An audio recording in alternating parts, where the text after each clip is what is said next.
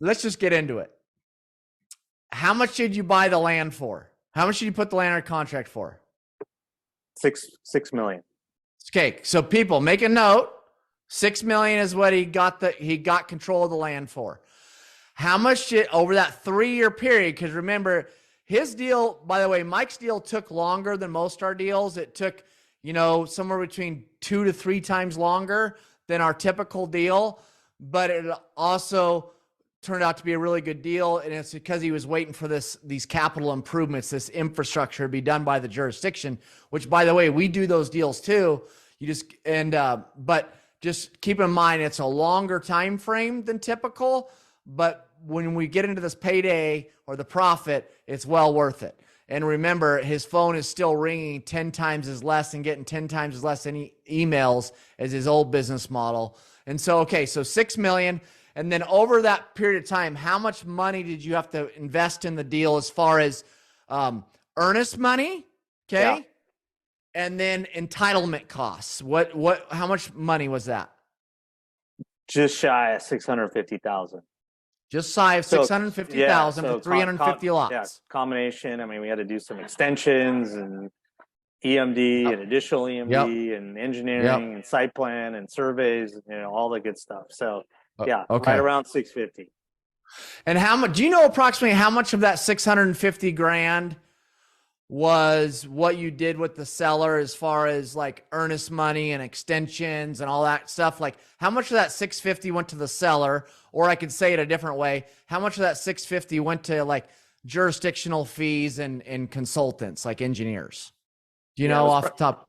Yeah, it was probably right around 200 grand to the sellers because there were 2 sellers. Okay. Had to independently kind of pay extensions. That's about right. So 200 grand. 400, 450 on all the entitlements and due diligence and all that good stuff. So yeah. Did we figure about $1,000 to $1,500 a lot to get through entitlements? So that's right there, right? Okay. All right. So now you're gonna do it 650. So that's 6.65 is the basis. And I know, and Mike, I just know this from previous conversation when I talked to you the other day, that 650, part of it was your money, part of it was investor money. Is that fair to say? Yep. Right. Okay. And everybody, I want you to keep in mind that, Cody, I don't have the 650 grand.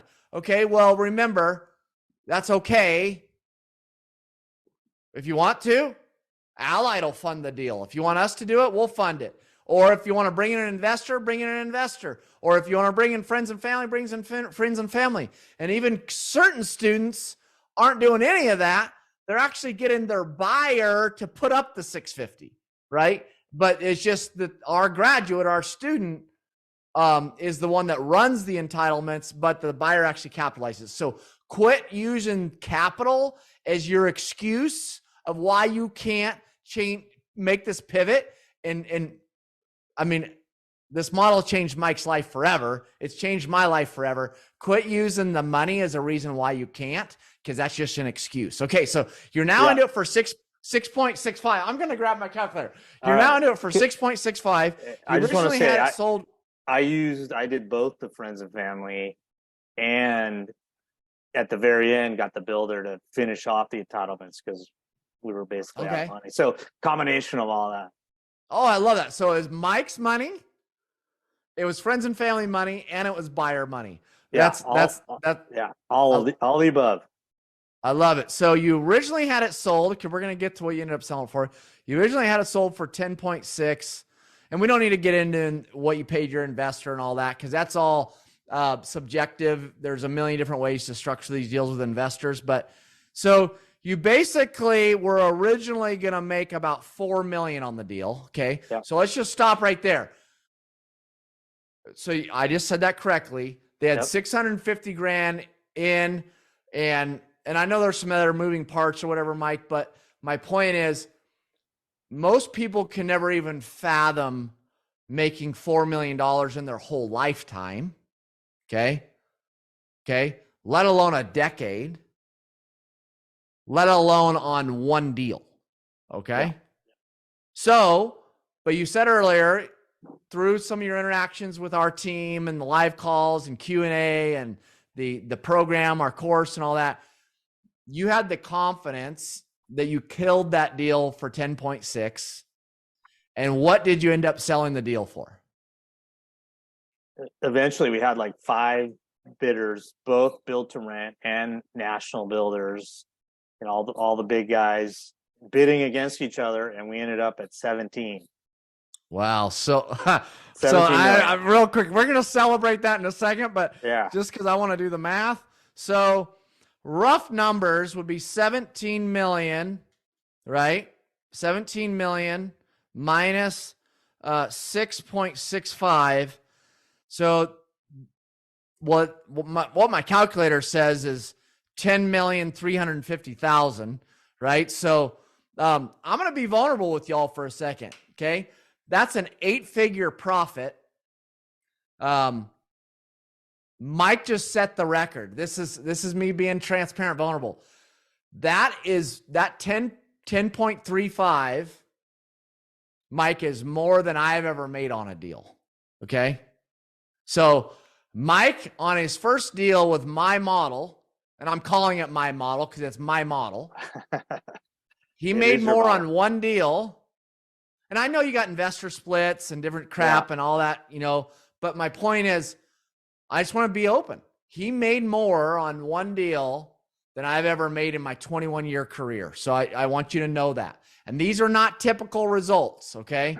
is that, yes, does Allied deal, we won't look at any deal that we can't make 7 figures on, okay? And I have deals that I'm making, $1 million on, and I have deals that I'm making $6-7 million on, okay? But I've never had a deal show a higher performa than $7 million profit, okay?